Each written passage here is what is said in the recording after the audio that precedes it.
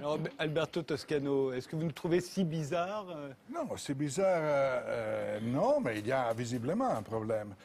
J'ai entendu avec beaucoup d'intérêt Maître Kiesman dire que la France peut être fière d'elle-même depuis 1970 pour la protection de la vie privée.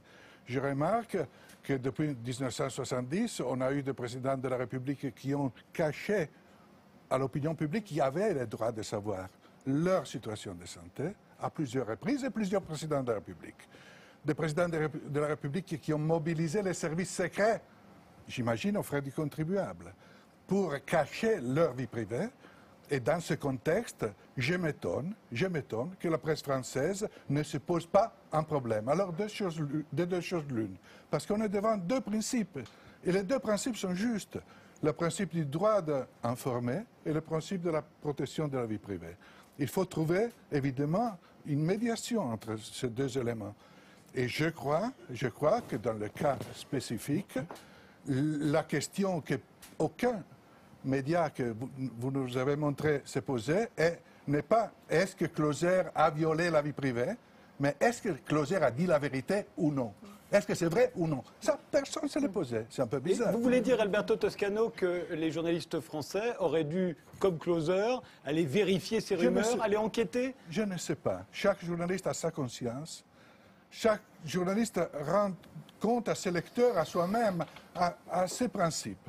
Mais je crois qu'on ne peut pas cracher sur un journal si ce journal a dit la vérité, surtout sur un terrain sensible, où pendant des décennies, je crois, à la différence de Maître Reichmann, que je respecte énormément, je crois que la France ne peut pas être totalement fière d'elle-même. Monsieur Toscano, comme un mot là encore pour rectifier. Le débat sur la vie privée devant les tribunaux ne se pose pas la question de la preuve de l'exactitude. Et on peut le comprendre. Bon, il y a quelques années, des gens pouvaient, des hommes politiques notamment, être gênés parce qu'ils étaient homosexuels. Ils ne se seraient pas plaints d'une diffamation, si ça permet l'atteinte à l'honneur, avec preuve ou pas preuve. Du moment que c'est privé, on ne discute pas de la vérité du fait. Voilà. Alors, François Dufour, puisque vous êtes journaliste, vous, et vous êtes totalement en désaccord avec ce qui vient d'être... Non, je ne suis pas à 100% désaccord avec Alberto. Il y a effectivement deux principes qui doivent cohabiter. La liberté de la presse, le droit d'informer, et de l'autre côté, le respect de la vie privée. Et évidemment, ça s'entrechoque. Mais d'après votre tribune dans Le Monde, vous êtes du côté du respect de la vie privée. Mais je ne suis pas du côté. C'est la loi, comme l'a dit mon ami Georges Kiesman. Et puis c'est un principe journalistique. Que vous preniez n'importe quelle charte journalistique au monde, la déclaration des droits et des devoirs des journalistes de Munich en 1971, la charte du Nouvel Observateur, la charte de tous les grands médias mondiaux, le respect de la vie privée y figure. Donc, quand est-ce qu'on peut... Mais qu'est-ce que c'est que la vie privée? Quand est-ce que la vie privée devient un petit peu publique en même temps? Sophie, quand quelqu'un fait l'amour avec quelqu'un, c'est de la vie privée, non? Ça vous paraît... Mais dès l'instant où il y a des rumeurs, où il y a Twitter, où il y a Internet... Mais non, mais raison de plus. Nous, on ne fait pas du Twitter, de l'Internet, de machin. On fait du journalisme. Le journalisme a des règles. Et la règle, c'est que pour violer ce principe, comme l'a fait Clauser a clairement violé le principe de respect de la vie privée, il faut une justification gigantesque. Alors, la justification, ça peut être quoi? Admettons que Clauser ait fait un petit peu autre chose. Clauser fait une enquête sur la sécurité du président. Et il démontre, alors une vraie enquête, et le titre de une, c'est « Le président n'est pas protégé ». On a fait une méga enquête, on vous le prouve, on vous le prouve. Là, je dis bravo. Mais là, c'est quoi la justification de Clauser? C'est un peu hypocrite quand même. Parce que mais non. Avec les mêmes photos, juste le titre différent. Prenez le code américain, le code des journalistes américains. Il dit clairement « Only an overriding need justify an intrusion into anyone's privacy ».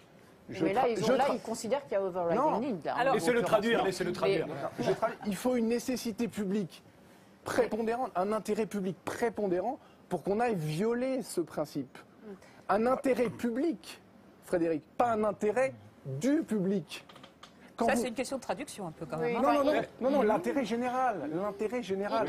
Il en reste pas moins vrai, parce que c'est un élément que vous avez bien pointé, que quand on fait d'un argument politique l'exemplarité de sa propre vie et notamment de sa vie privée, quand on se met en scène, comme vous l'avez très justement dit, ce qui n'était pas le cas auparavant.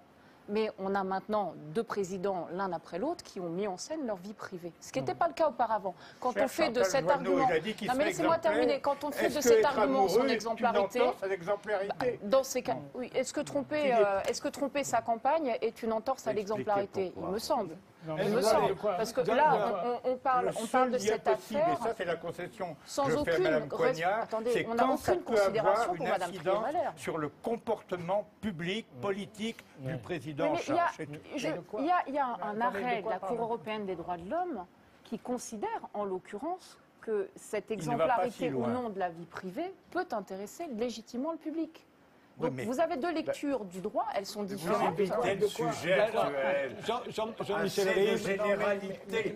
Revenons à l'affaire actuelle. Mais de quoi parle-t-on? J'entends des grands discours Laissons les créateurs s'exprimer.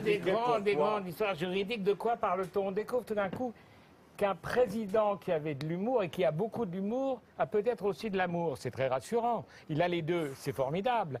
La deuxième chose, de quoi parle-t-on? On parle d'une... Attendez, Madame Joanneau, on vous a entendu beaucoup, avec beaucoup d'intelligence et une démonstration, un raisonnement magnifique. Mais de quoi parle-t-on? On parle d'un homme qui est amoureux, d'un homme qui a une petite histoire d'amour, c'est pas tout à fait sûr.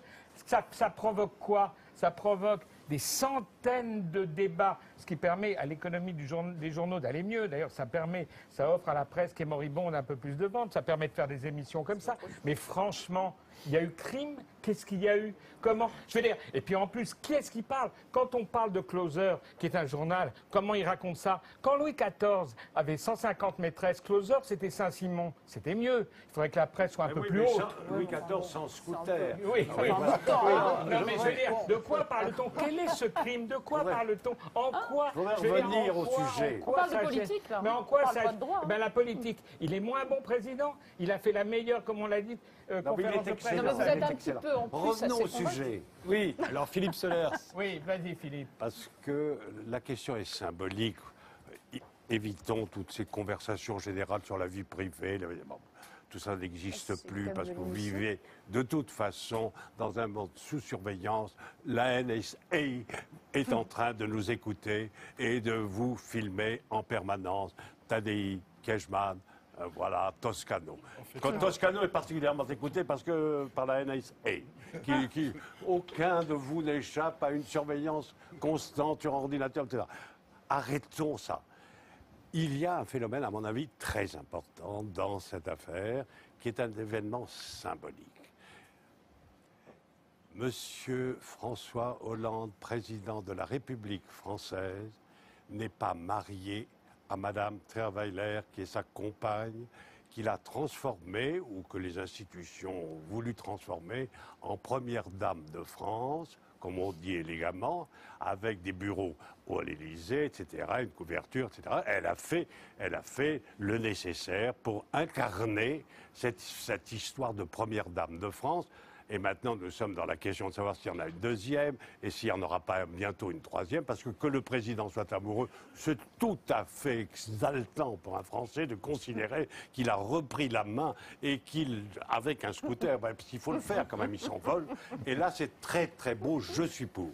Maintenant, le fait qu'il ne soit pas marié, ça c'est très très important, parce que va devenir cette première dame dépressive, qui a besoin d'argent sûrement, qui a 3 enfants. Non. Mais si, c'est très important. Mais si.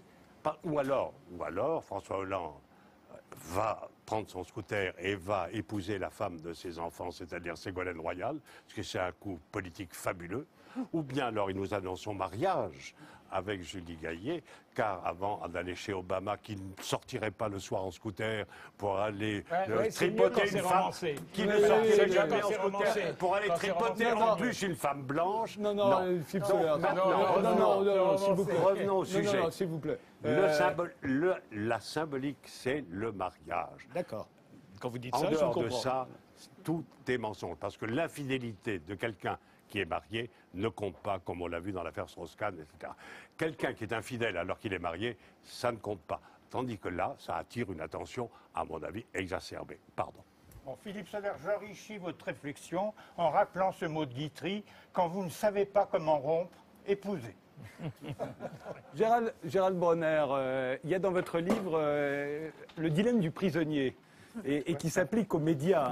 C'est-à-dire qu'à partir du moment où il y a rumeur, où il y a Twitter, où il y a Internet, au fond, la presse est prise en otage. Alors, est-ce que vous pouvez nous expliquer le dilemme du prisonnier ? Ben oui, mais je crois qu'en fait, cette histoire n'est intéressante de mon point de vue, en tout cas, parce que je la trouve très triviale, pour vous dire la vérité, que parce qu'elle est symptomatique. Elle est symptomatique d'une dérégulation totale du marché de l'information, qui a sans doute des aspects positifs, mais qui a aussi des aspects très inquiétants, en l'occurrence. Et j'y vois là deux éléments dans ce que vous avez présenté. Premièrement, vous avez vu tout à l'heure, quand on a vu le journal de 20 h, on est dans l'empire de la prétérition. C'est-à-dire, nous n'en parlons pas, mais nous sommes en train d'en parler, en réalité. C'est sans doute ce que nous faisons aussi ici. Et puis le deuxième élément relève de ce qui s'est passé lors de la conférence de presse de François Hollande, mardi. D'abord, on dit que les journalistes français ont été un peu timides avec cette question. 20%, plus de 20% d'ailleurs des questions qui ont été posées ce jour-là toucher à cette affaire des amours présidentielles. Ça me paraît un tout petit peu excessif, compte tenu, disons, de l'état de la France et d'un certain nombre d'autres inquiétudes qui sont peut-être plus urgentes. Il y a 6 questions sur ça dans 2 de journalistes étrangers. Plus de 20% des... Et dont la première, manifestement préparée et négociée avec l'Élysée. Écrite directement par les Laissons chacun, disons, évaluer si 20% des questions, c'est pas un peu beaucoup. Mais peu importe, d'ailleurs, je ne veux pas... Ce qui est intéressant, c'est que le premier journaliste qui a posé la question, et là, je trouve que c'est tout à fait emblématique, il l'a fait d'abord avec beaucoup de gêne, ceux qui ont vu les images, et puis c'était dans les 4 premières minutes, et il a posé cette question que nous avons tous entendue, et il l'a, comme vous le savez peut-être, tweeté « Albert Londres, pardonne-moi ». Ce qui veut dire, c'est totalement la situation dilemmatique des journalistes qui, d'une part, savent le bien, mais on dirait sont incapables de le produire. C'est-à-dire qu'ils connaissent l'intérêt général, ils savent bien dans le fond, c'est un avis que je partage avec mes amis qui sont ici, ils savent bien dans le fond que ça ne servira certainement pas la sphère politique d'être contaminée par un certain nombre d'éléments de vie privée, parce qu'il faut faire attention quand on met le doigt là-dedans, jusqu'où va la vie privée. C'est-à-dire ça peut être aussi les activités sexuelles très précises. Quel type d'activité sexuelle ? On peut aller loin incrémentiellement dans le dévoilement de la vie privée et considérer que c'est vrai. Ce qui est vrai n'est pas forcément toujours dissible dans l'espace public, je regrette. L'un ne va pas forcément avec l'autre. Alors... Et donc, on est dans cette situation du dilemme du prisonnier, où on a 2 prisonniers, c'est ça l'histoire, c'est une fable bien connue de la théorie des jeux, qui auraient tout intérêt à se protéger l'un l'autre, ils savent où est le bien, mais dans la concurrence qui leur est livrée, ils sont obligés d'avouer, et ça nuit évidemment à l'intérêt général. Le problème, c'est la concurrence effrénée qu'il y a aujourd'hui entre les médias, ça date depuis un certain temps. C'est un signe très positif, la concurrence des médias. Je terminerai là-dessus. Évidemment, personne ne souhaiterait vivre dans un monde où il y a un monopole étatique. Ça a existé dans l'histoire et on n'a pas envie d'avoir une Pravda ou quelque chose comme ça. Mais tout se passe comme si, à un certain niveau de pression concurrentielle, cette pression concurrentielle n'était plus favorable, disons, à la qualité de l'information, mais elle lui était défavorable, ne serait-ce que par le temps de vérification de l'information qui tente à diminuer.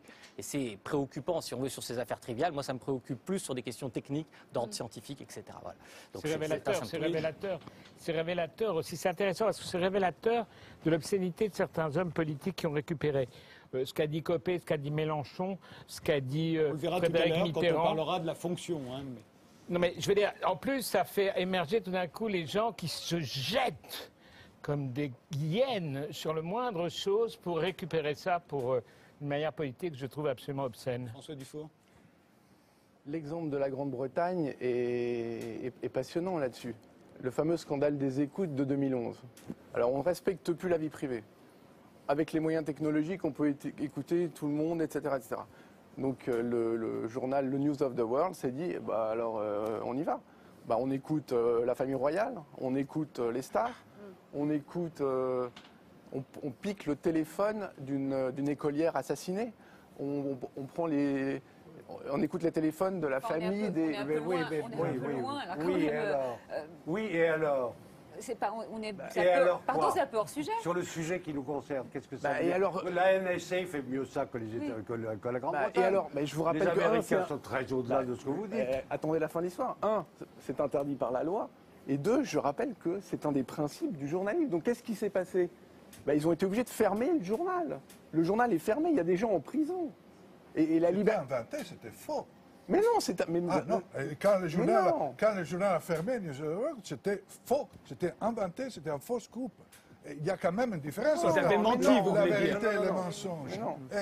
S'il n'y a plus de limite, on fait n'importe quoi.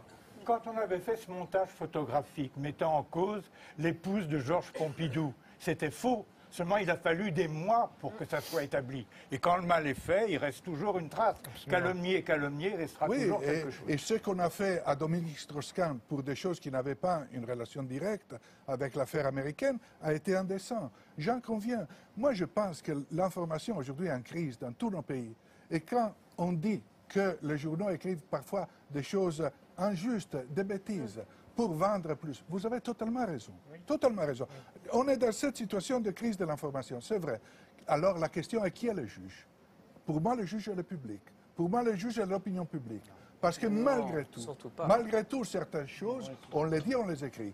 La chose que moi, je n'ai pas appréciée à la conférence de presse a été que ce sujet, qui était manifestement sur la table, n'a pas été traité directement par le président de la République et l'Élysée a négocié avec le président de l'Association de la presse présidentielle, association dont je fais partie depuis 28 ans, et manifestement, même un aveugle le voyait. Ils étaient d'accord sur la question et ils ont cru pouvoir évacuer le problème à travers une question posée par un journaliste ami et complaisant. Non. Monsieur Toscano, c'était pas le moment. Est-ce que vous n'avez pas le berlusconisme qui a été quand même chez vous? Non, ne faisons pas de chauvinisme. Non, mais je veux dire, ça a été un punching ball, voilà.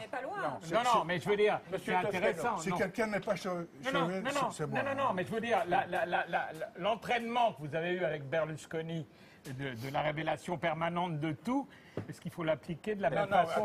Moi, je vous pose une seule question, M. Toscano. Dans ce cas précis de l'homme au scooter qui, par son casque, a montré symboliquement qu'il choisissait la vie privée, est-ce que vous trouvez que ce qu'on a révélé était important pour l'intérêt public? C'est ça la question. Oui. Parce qu'il ne faut pas confondre les causes et les conséquences. Si on en parle après, on est dans la situation du receleur d'un vol. Le vol, c'est mal, mais on nous donne ce qui a été volé, on l'exploite. Si à la place de paparazzi de Closer, il y avait eu un terroriste d'Al-Qaïda, qu'est-ce que ça serait passé?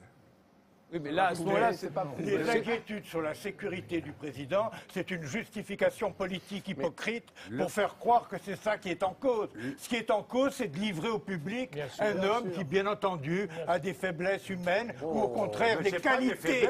Non, Philippe, je suis d'accord. Toi et moi, on est d'accord. Ou des qualités exceptionnelles, je l'espère en tout cas. Voilà. Est-ce que vraiment c'est d'un intérêt politique? Est-ce que ça justifie tout ça? Car ce qui nuit à l'action politique du président aujourd'hui, c'est pas ce qu'il a fait, c'est ce qu'on en a dit. Bien sûr. Alors, un mot de Philippe Solers, un mot de François Dufour et on accueillera Pierre Vallon. Il est évident que le président de la République française, François Hollande, ne pouvait pas répondre dans une conférence de presse comme celle-là, où il avançait qu'il était social-démocrate. Bon, d'accord. Donc, les questions privées seront traitées en privé. Ce qui n'empêche que la question que j'ai posée reste... Ce n'est pas une faiblesse qu'il aura eue, c'est une force qu'il a mis longtemps à acquérir. Car pour la première fois, on a l'impression que François Hollande, et à mon avis avec justesse, avec une virilité que je ne lui soupçonnais plus, et s'est échappé de ce matriarcat féroce, Ségolène Royal, sa compagne, enfin qui n'était pas mariée, et qu'il essaye avec force de refaire sa vie. Mais c'est très beau, ce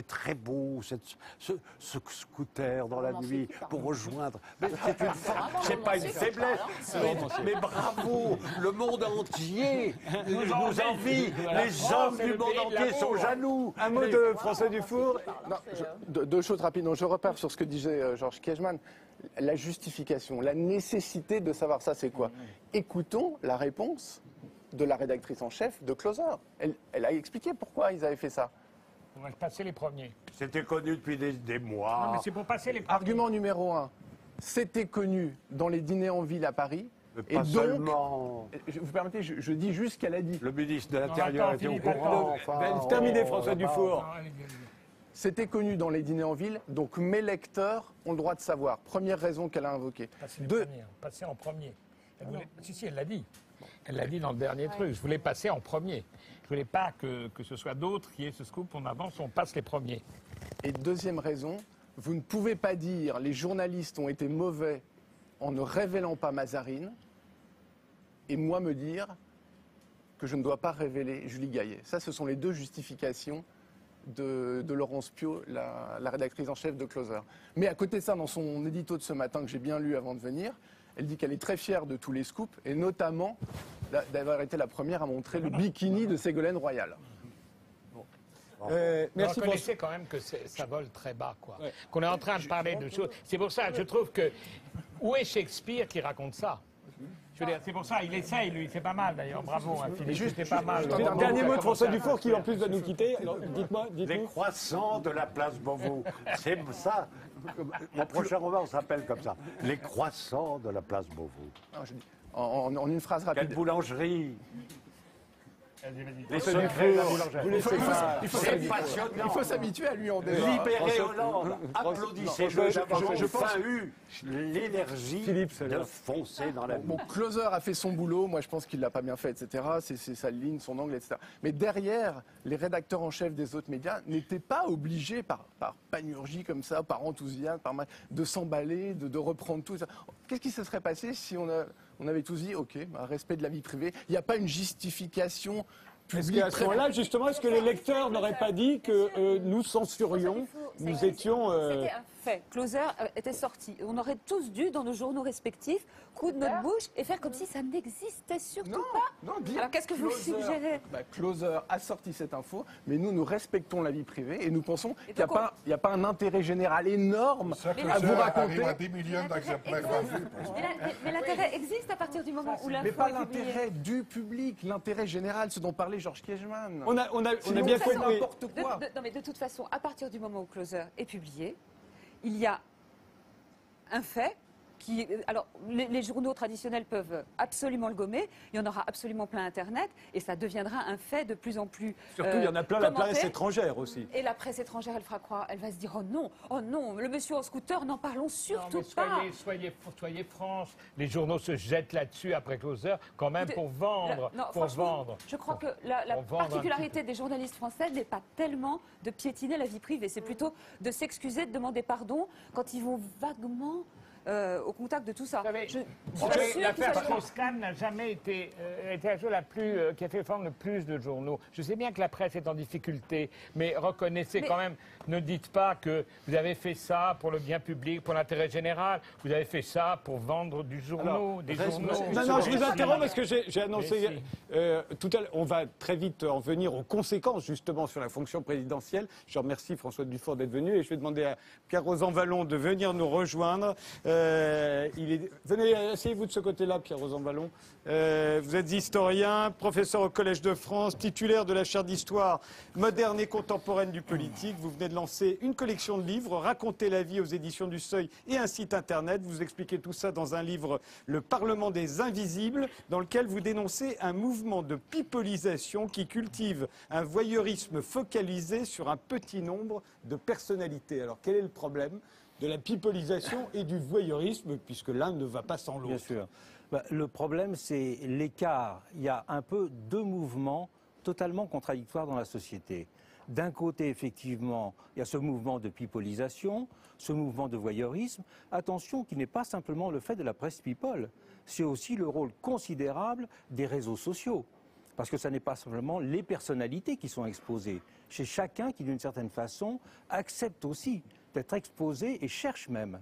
Vous voulez dire, y compris chez des gens qui ne sont pas des personnalités connues. Les gens ordinaires veulent aussi être exposés ou s'exposent les uns les autres. Mais cette réalité de l'hypervisibilité d'un certain point de vue, cette recherche de la transparence ou le culte de la transparence va de pair avec le fait que la société elle-même, d'un certain point de vue, est de plus en plus opaque. Donc d'un côté, on a de l'hypervisibilité, de l'hypermédiatisation, et de l'autre côté, on a la société qui est... Ça, c'est un peu, on pourrait dire, la réalité paillette. Alors la réalité paillette triomphe. De l'autre côté, on a aussi la société qui est ensevelie sous les stéréotypes, les slogans, les grandes phrases, le peuple, les classes populaires, les immigrés, les bobos. Mais la réalité vraie, si je peux dire, c'est celle qui est la grande perdante dans tout ça. Et c'est pour ça, me semble-t-il, qu'à cette hypermédiatisation, à ce mouvement de stéréotypes qui envahissent le discours politique, parce que le discours politique, il est envahi de stéréotypes. Il est loin de la réalité. Là, vous voulez dire le discours qu'on entend en ce moment même sur l'affaire qui nous occupe ici? Exactement. Et en général, eh bien, je pense qu'il faut opposer à cette espèce de transparence factice qui, au fond, produit de l'opacité. Elle ne rend pas la société plus lisible. La société vit sur un monde irréel. Et cette société qui vit sur un monde irréel, c'est une société qui se décompose, qui se délite, qui est une société qui est minée par la défiance. Donc l'enjeu n'est pas simplement de réguler l'hypermédiatisation. L'enjeu, il est aussi de produire une lecture, de rendre vraiment lisible la société elle-même.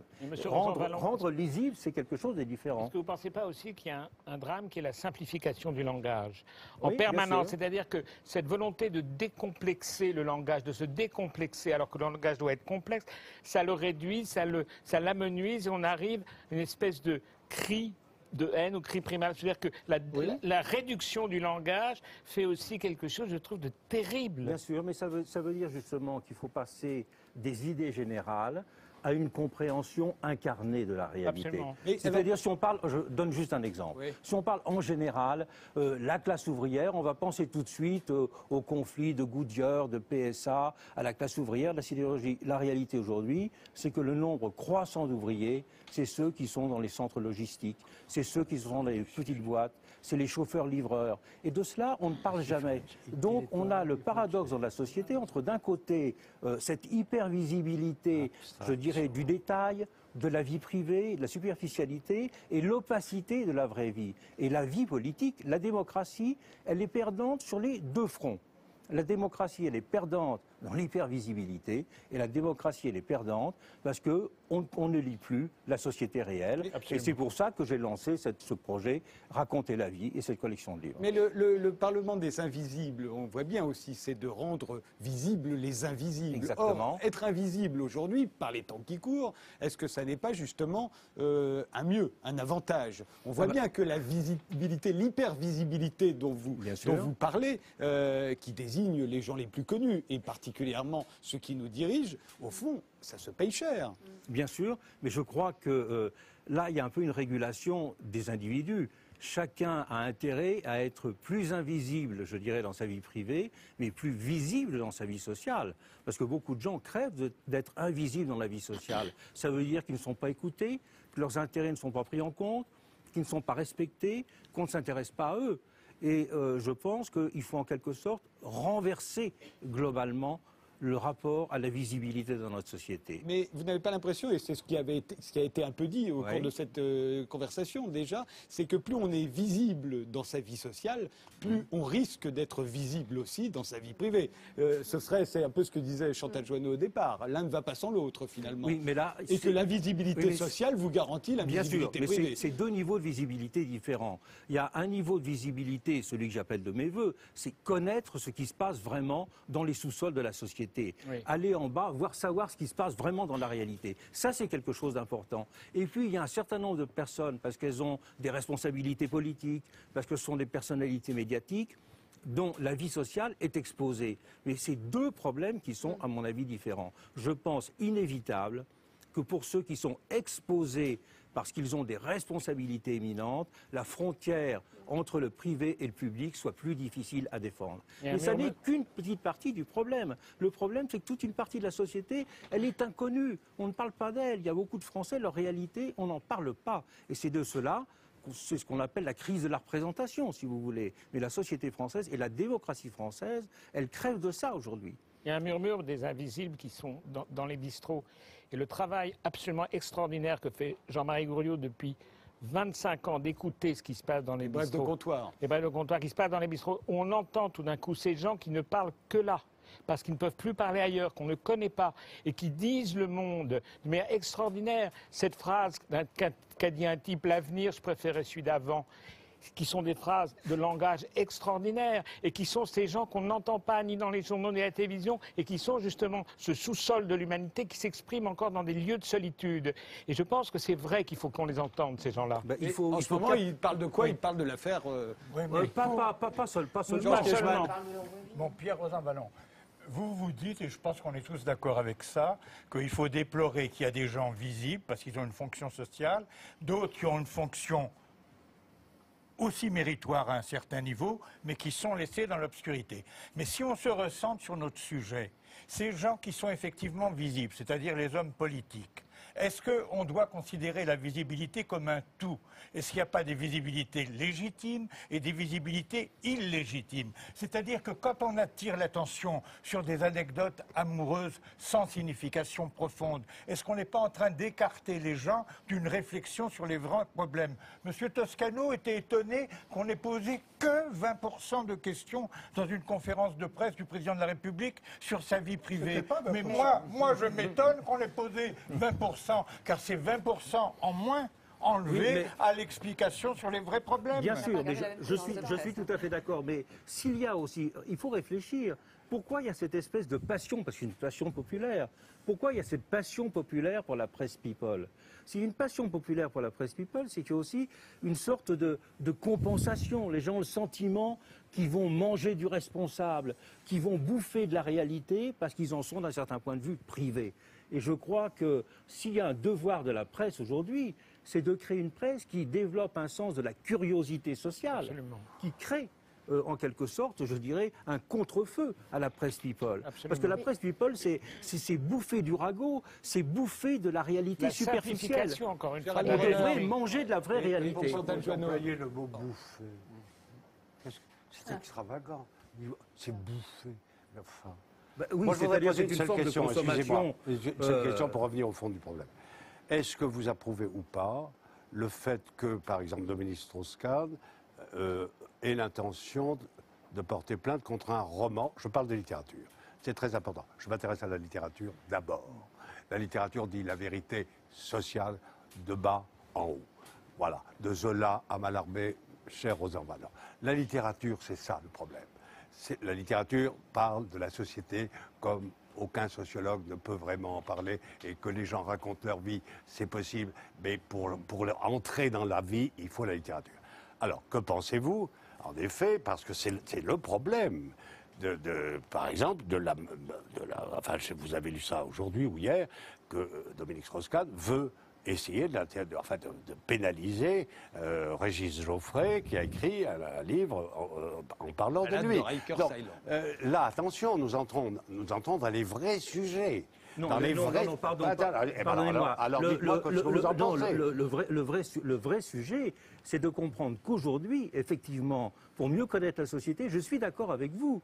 Le roman est une forme d'attention aux personnages, à la réalité, qui est indispensable pour connaître la réalité. Mais moi, je ne sépare pas l'effort du romancier de l'effort du grand reporter qui va sur le terrain. Regardez quand Florence Aubenas écrit Le Quai de Ouistreham. Je ne sépare pas cet effort de celui du chercheur en sciences sociales qui va lui aussi enquêter sur le terrain. Je pense que ces différentes voies, on a besoin de les rassembler. En tout cas, moi, c'est ce que j'essaie de faire à travers cette expérience de raconter la vie.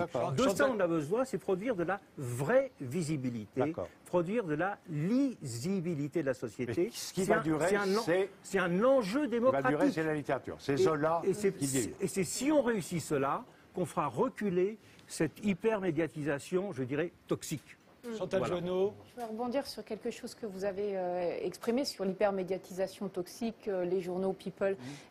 Les politiques, le président, mais il n'y a pas que lui, donc ce n'est pas une attaque personnelle, soyez rassurés. Les politiques jouent beaucoup avec la presse People. Ils se mettent en scène dans la presse People, ils mettent en scène un espèce de personnage parfaitement idéalisé qui répond à tous les stéréotypes que vous évoquez, et ils mettent en scène leur propre exemplarité. Et donc c'est vrai qu'en jouant avec le feu, on se fait parfois prendre à notre propre piège. Et en l'occurrence, l'exemplarité d'un homme, elle n'est jamais, ou d'une femme d'ailleurs, elle n'est jamais totale. Et derrière la question d'ailleurs de l'exemplarité, la question que pose Closer, c'est qu'en France, finalement, respecter ou non sa campagne n'est pas une question d'exemplarité. On va considérer que ça ne rentre pas dans le débat sur l'exemplarité. Et ça, c'est un débat de fond, parce qu'on parle de tout le monde. On n'a jamais parlé dans notre débat du respect ou non de Mme Trierweiler. Oui. Je n'ai pas d'amitié particulière, mais on n'en a jamais parlé. Alors, c'est un autre. Vous interromps une seconde sur l'exemplarité.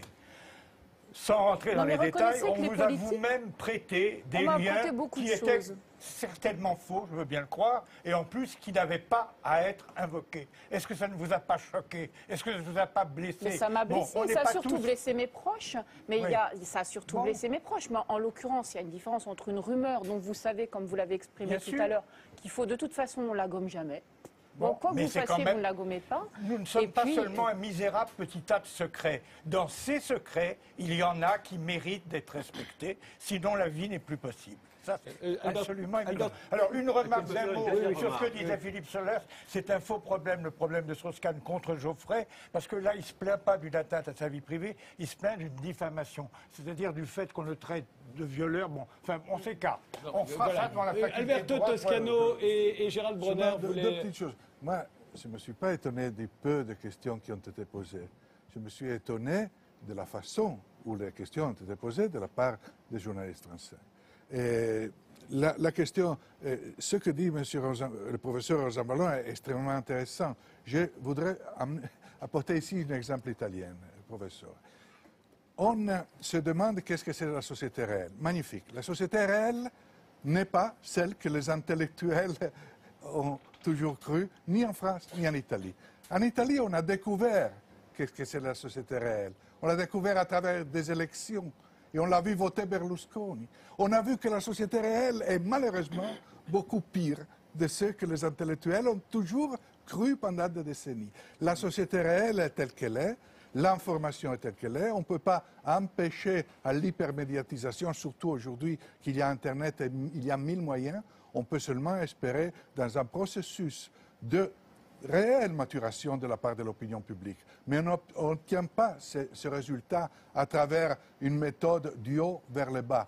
Les bons professeurs intellectuellement en scène qui expliquent au peuple... Ah, il n'est pas question de ça. Non, je ne parle pas de vous. C'est le contraire, là. Non, mais excusez-moi. Je ne parle pas de vous. Je ne parle pas de vous. Ce n'était pas en polémique avec vous, surtout pas. Mais je me dis, il faut se rendre compte qu'il y a une réalité de la société qui est difficile à gérer. Et que pour l'information, le problème n'est pas d'empêcher, le problème est de débattre librement. Et seulement à travers un débat libre, on fera sortir ce qu'il y a de mieux et on mettra en difficulté ce qu'il y a de pire. Gérald Bronner voulait prendre la parole également. Oui, non, je voulais dire que effectivement le point présenté par Pierre Rosanvallon me semble essentiel et en même temps jeter une lumière nouvelle sur notre débat. C'est-à-dire qu'en réalité, il ne faut pas confondre en effet les faits, la représentation que nous avons des faits et en fait la visibilité qu'on va donner à ces faits. Prenez par exemple la visibilité qu'on peut donner à certains risques sanitaires et qui va automatiquement entraîner dans la population une surestimation de ces risques.